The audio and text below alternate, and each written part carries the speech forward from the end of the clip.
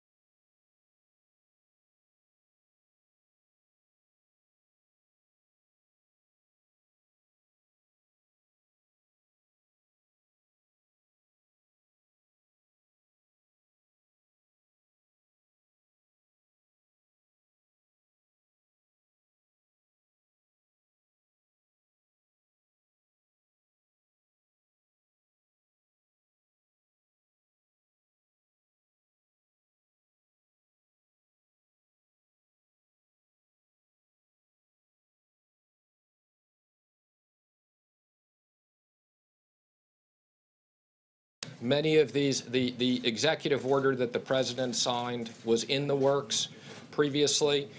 These actions are people who have either made threats or specific things. And again, I don't think you should interpret this anywhere otherwise, other than we are designating people who we believe were responsible for the chain of command, whether they knew it or not. Secretary Mnuchin, thank you so much for doing this briefing.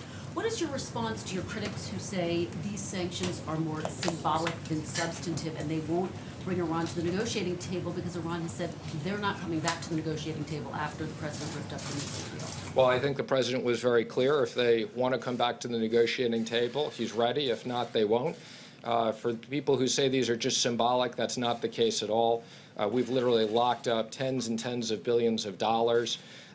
These sanctions will come along with additional entities where people are hiding money. So, no, these sanctions are highly effective. Mr. Secretary, we've seen the attack on the oil tankers. We've seen the attack on the drone. What makes you think that these sanctions have been effective? What signs are there? Oh, there's no question. These sanctions have been very effective in cutting off funds going to the IRGC and other people.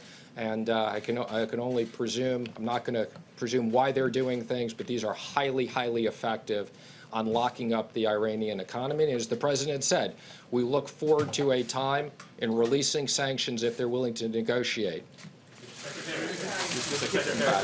Thank you. When you talk about sanctions on the supreme leader, that is as high as you can go inside of Iran. Can you give us the thinking as to why the administration wanted to bring it up to that level? I think the president has been clear, maximum pressure on the sanctions. So that is our strategy, and it's not just him. It's the leader's office, which encompasses a whole range of activities. Mr. Secretary, thank you. Have you done the intelligence research to figure out what assets any of these individuals that you just named actually have in the United States or in the global financial system? That is, do any of these people have money or assets outside of Iran? So the answer is whenever we do sanctions, we do intelligence. I can't comment on any of the specific intelligence, but again, I would say we follow the money and it's highly effective. Do any of these people have assets outside of Iran? Secretary, thank you. Is a military option or military reprisal still on the table? I obviously can't comment on that. I'm going to leave that to the president. Thank you, Mr. Secretary. Have you consulted with America's allies regarding these sanctions, and is there buy-in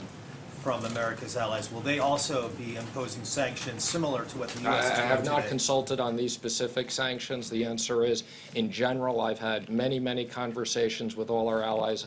I was in Japan 10 days ago, meeting with the finance ministers and discussed our sanctions program. I'll be going to the G20 with the president.